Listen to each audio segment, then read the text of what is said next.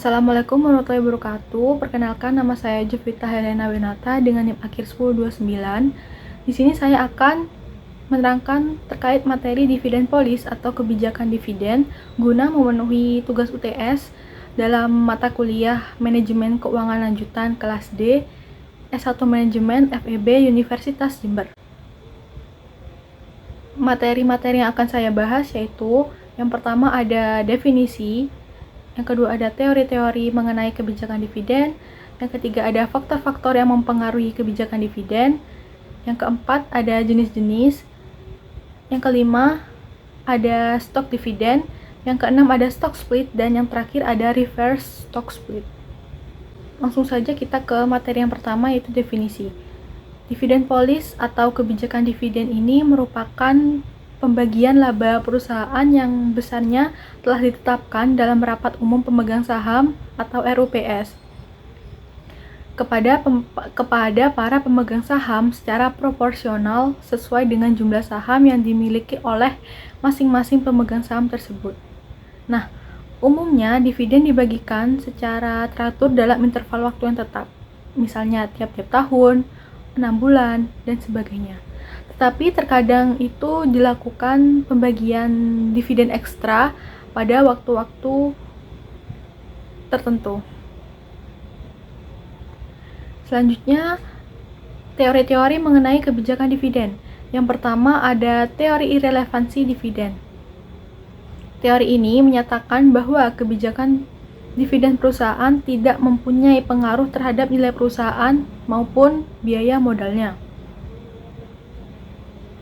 Kebijakan dividen ini merupakan hal yang irelevan. Secara teori, setiap pemegang saham dapat membuat kebijakan dividennya sendiri. Yang kedua ada teori burung di tangan. Myron Gordon dan John Litter dalam Hadiwijaya pada tahun 2007 berpendapat bahwa sesungguhnya investor lebih menghargai pendapatan yang berupa dividen daripada pendapatan yang diharapkan dari keuntungan modal yang akan dihasilkan dari laba ditahan. Nah, Gordon dan Litter ini juga beranggapan bahwa satu burung di tangan lebih berharga daripada 1000 burung di udara. Yang ketiga ada teori preferensi pajak. Ada 3 alasan yang berkaitan dengan pajak untuk beranggapan bahwa investor mungkin lebih menyukai pembagian dividen yang rendah daripada pembagian dividen yang tinggi, yaitu yang pertama ada keuntungan modal, yang kedua pajak atas keuntungan tidak dibayarkan sampai saham itu terjual, dan yang ketiga terhindar dari pajak keuntungan modal apabila saham yang dimiliki seseorang sampai ia meninggal sama sekali tidak ada keuntungan modal yang terutang. Yang keempat ada teori hipotesis sinyal dividen. Teori ini menunjukkan bahwa investor lebih menyukai dividen daripada mendapatkan capital gain. Maka pada teori ini pembayaran dividen akan meningkatkan nilai perusahaan. Yang kelima dan yang terakhir ada teori efek pelanggan. Teori ini menjelaskan bahwa terdapat kelompok pemegang saham yang memiliki preferensi pandangan, kepentingan, dan tujuan yang berbeda dalam menyikapi kebijakan dividen perusahaan. Selanjutnya yaitu materi mengenai faktor-faktor yang mempengaruhi kebijakan dividen. Berikut merupakan faktor-faktor yang biasanya harus dan seharusnya dianalisis perusahaan ketika akan membuat keputusan kebijakan dividen. Ini dikutip dari buku Van Horn pada halaman 278 sampai 284. Yang pertama yaitu aturan-aturan hukum. Hukum badan perusahaan memutuskan legalitas distribusi apapun kepada para pemegang saham biasa perusahaan. Aturan-aturan hukum ini berkaitan dengan penurunan nilai modal, insolvensi atau kebangkrutan, dan penurunan laba yang tidak dibenarkan.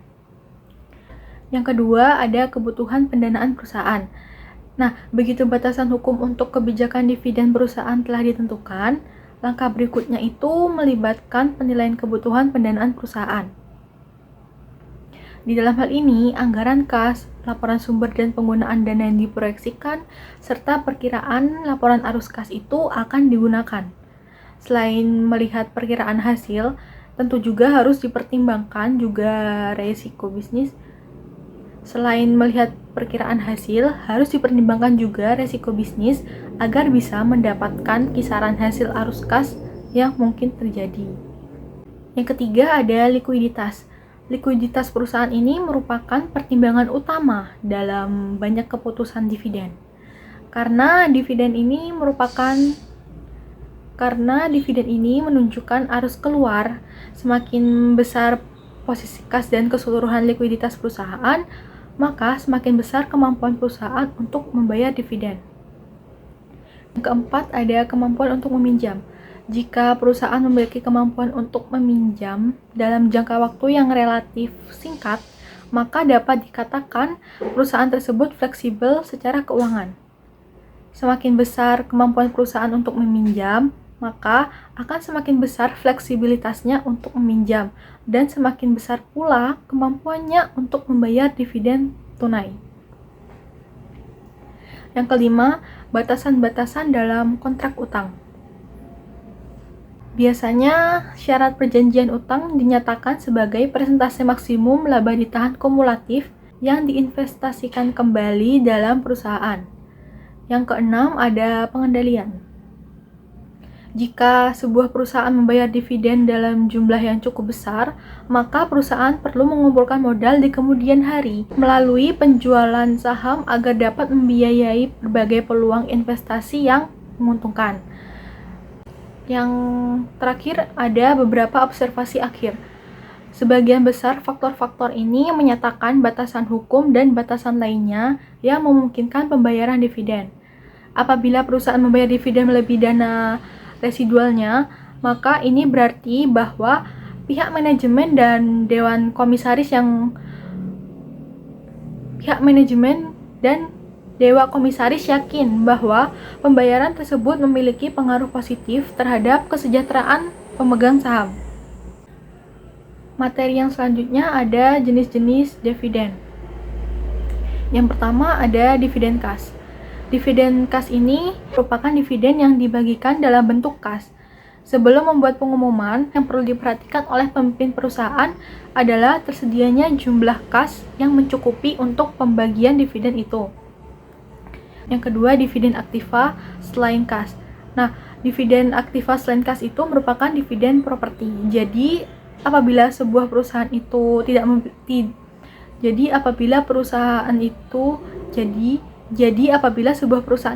memiliki kas yang cukup atau memiliki kas namun akan digunakan untuk hal lain, maka pembagian dividen menggunakan aktiva selain kas atau dividen properti. Yang ketiga ada dividen likuidasi. Dividen likuidasi ini merupakan dividen yang tidak didasarkan pada laba ditahan. Yang keempat ada dividen saham. Dividen saham merupakan pembagian dividen yang dibayarkan dengan disertai saham tambahan. Tetapi dividen saham ini tidak merubah apapun, baik proporsi kepemilikan saham maupun aktiva perusahaan. Dan yang terakhir ada dividen hutang atau dividen scrip. Dividen hutang atau dividen scrip ini adalah pembagian dividen dalam bentuk janji tertulis untuk membayarkan sejumlah kas yang akan datang. Materi selanjutnya yaitu pemecahan saham dan dividen saham pemecahan saham atau stock split. Pemecahan saham merupakan tindakan perusahaan untuk menambah jumlah saham yang beredar dengan cara memecah satu saham menjadi dua saham atau lebih yang diikuti dengan penurunan nilai nominal secara proporsional. Tindakan pemecahan saham ini biasanya dilakukan perusahaan apabila harga pasar saham perusahaan sudah terlalu tinggi. Nah, contohnya itu, sebelum dilakukan pemecahan saham, perusahaan Ananda memiliki struktur modal sebagai berikut.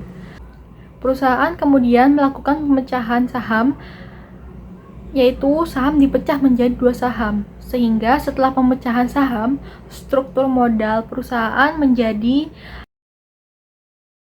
apabila pada contoh di atas, perusahaan memberi dividen kas sebesar Rp100 per lembar saham sebelum pemecahan saham maupun setelah pemecahan saham. Perusahaan memberi dividen kas sebesar Rp60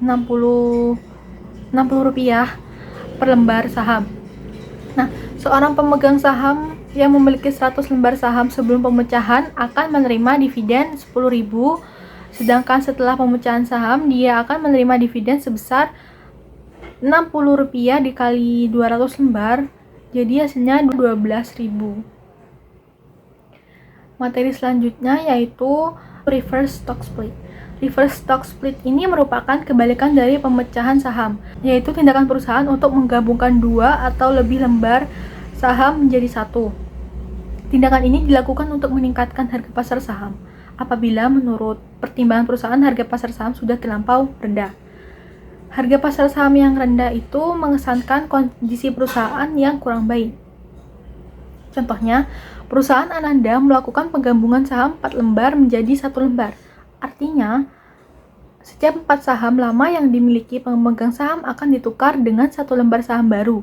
Nilai nominal per lembar saham akan menjadi 4.000, yaitu hasil dari 1.000 dikali 4. Dan saham yang beredar sekarang menjadi 10.000 lembar, yaitu hasilnya dari 40.000 lembar dibagi 4. Keuntungan reverse stock split adalah jumlah saham yang beredar menjadi lebih sedikit, sehingga diharapkan harga akan semakin naik. Sedangkan kerugiannya, jika kinerja emiten tidak meningkat dengan baik atau tidak sesuai dengan harapan, maka harga saham akan kembali jatuh ke harga terendah sebelum reverse stock split. Materi selanjutnya yaitu dividen saham atau stock dividen. Dividen saham merupakan pembayaran dividen berupa saham kepada pemegang saham biasa berupa tambahan jumlah lembar saham. Pembagian dividen saham ini tidak akan mengubah jumlah modal perusahaan, tetapi hanya akan terjadi perubahan pada struktur modalnya saja. Nah, contohnya itu, sebelum menerbitkan dividen saham, perusahaan Ananda memiliki struktur modal sebagai berikut. Kemudian, perusahaan Ananda membayar dividen saham sebesar 5% atau sejumlah 2.000 lembar saham.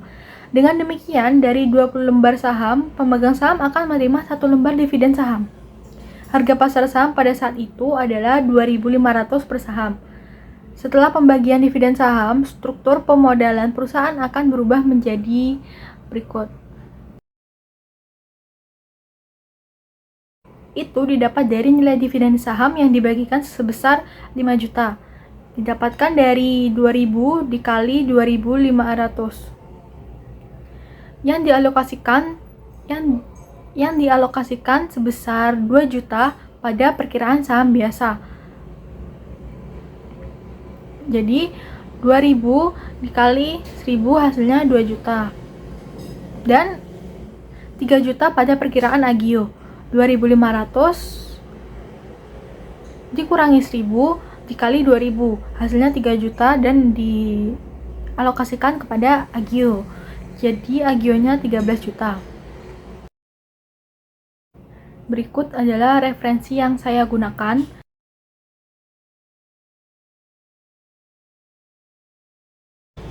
Sekian presentasi dari saya. Wabillahi taufiq wal hidayah. Wassalamualaikum warahmatullahi wabarakatuh.